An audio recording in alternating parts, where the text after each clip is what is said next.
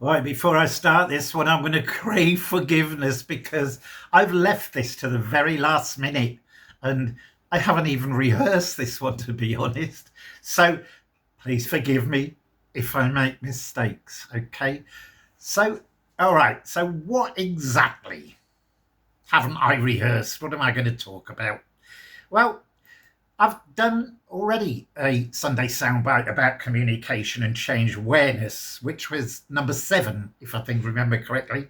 But this one is all about the pros and the cons of different communication channels. Okay, so we're going to go through each channel. I think there's about 10 of them, and we're going to go through the pros and cons. All right, so let's start with these big town halls, project kick-off meetings, call them what you will, okay? What are the pros of those? Well, mainly they're direct, yes, of course they are, and they're face to face. In other words, real life, not virtual, okay? So there is true interaction, and that builds leadership and trust with trust and credibility. Sorry, I told you I was going to make mistakes, and it allows real-time question and answers to address concerns immediately. It creates a sense of transparency and inclusivity. That's what they say anyway. The downside of town halls is can be very logistically challenging, and I can vouch for that because I've done many in my time. For obviously dispersed teams, large audiences may discourage individuals from speaking up.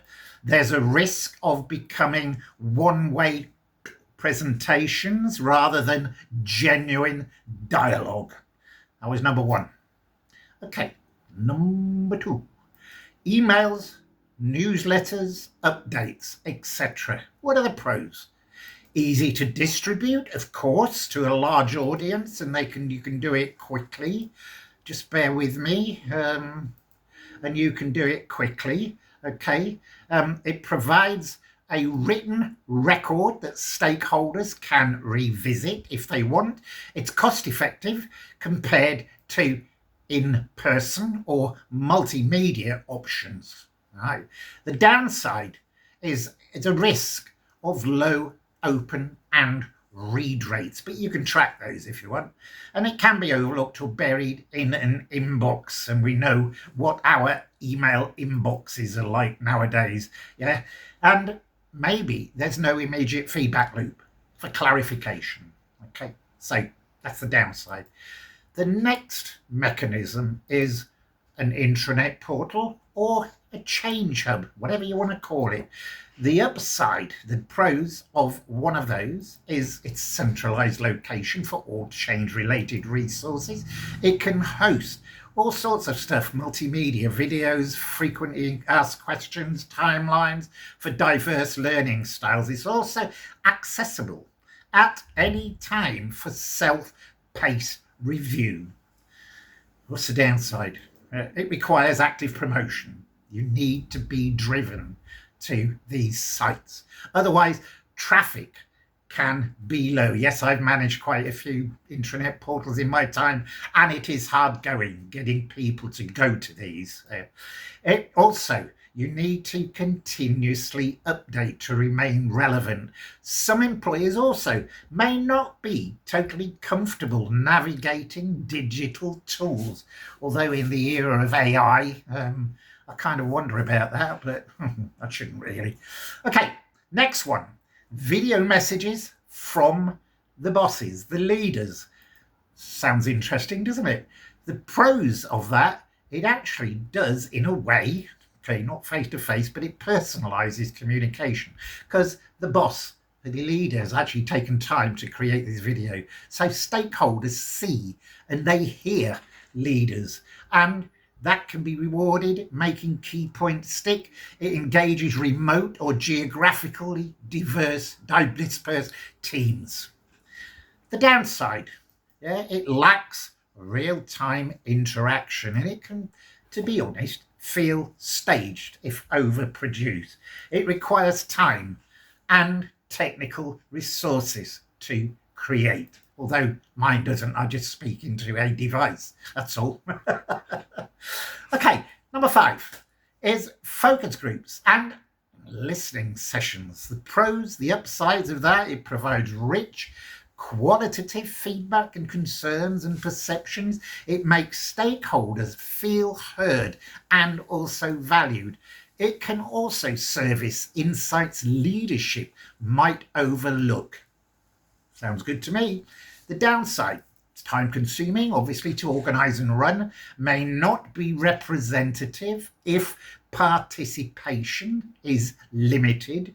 There's a risk of discussions turning into venting sessions without resolution, potentially. It's all about facilitation. Then you've got the old, excuse me a moment, I'm just going to have a drink of my green energy drink. Yeah. The next one is sort of the hard stuff, the hard copy in our digital age: posters, infographics, and visual displays. Okay, the upside, the pros of that, they're visually appealing and easy to digest key messages quickly. It works really well for high traffic physical spaces such as offices and factories. It also reinforces messages through repetition and visibility. The downside is it's quite static and can become outdated quickly and let you update the content. There's limited space for detailed information because you got these things flashing in front of you, so they're just high level messages. Okay, they can be ignored if they're poorly designed. If someone doesn't like the color or someone doesn't like the graphics, they can just say, that's boring, I'm going to ignore that. Okay, the 7th one, internal social media platforms like Yammer and Workplace and Microsoft Teams, etc., etc. Okay, lots of people use these, so the pros of these are it enables two-way interactive dialogue. It can quickly reach large audiences with updates and discussions. It also encourages peer-to-peer engagement and idea sharing. It's always a good idea to share ideas. Sorry, I told you, this is a bit of a mad one, isn't it? Okay, the downside, participation may vary. Lurkers, there was a punk group called the Lurkers, may not actually engage. Risk of negative or off-topic discussions, and it does need some kind of moderation to keep discussions constructive. Number 8, I think there's 10 in total, but I think this is number 8, yeah. Manager cascade briefings. So I'm going to tell them and they're going to tell them, etc. Okay. It actually leverages trusted relationships between managers and their teams. It allows tailoring of the message to local context. It provides opportunities for team level questions and answers. There is a downside with all of them. There's a risk of inconsistency if managers interpret messages differently. It also depends heavily on the manager's communication skills. It also can create delays in message delivery if it's not well coordinated. All right, let's go on to wonderful webinars and virtual meetings. The upside, effective for geographically dispersed teams. It allows presentation of complex topics with visuals and demos. It can include live Q&A, polls and chat, all for interaction. Great.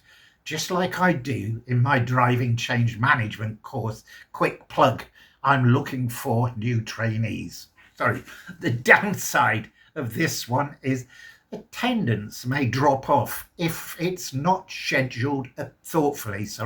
Technical issues, and don't I know it, can derail these sessions. Competing priorities may distract participants during the session. Okay, right, I think this is the final one. Number 10, change champions, ambassador networks, change agent, call them what the hell you like. Yeah? The upside, and there is really a good upside of these, they provide trusted peer advocates for the change, encourages grassroots communication and feedback, and it bridges gaps between leadership and frontline employees. There's always got to be a downside, though, hasn't there? Pity. Right? The downside, it does require careful selection. And I do have a session on change agents, change champions in my training, just to give it another plug. They do require careful selection and ongoing support for those selected champions. There's a risk as well of inconsistent messaging if champions are not aligned. So it can be ineffective if champions lack credibility or time. Bloody hell, this is a long one. This is over 11 minutes. I'm sorry about this, but I told you it was unrehearsed, didn't I? Am I going to do one next week? I really don't know. I haven't had time this week at all. So anyway, I hope you enjoyed this one, even though it was all over the place and unrehearsed. I'll maybe see you, or you may listen to me again next week.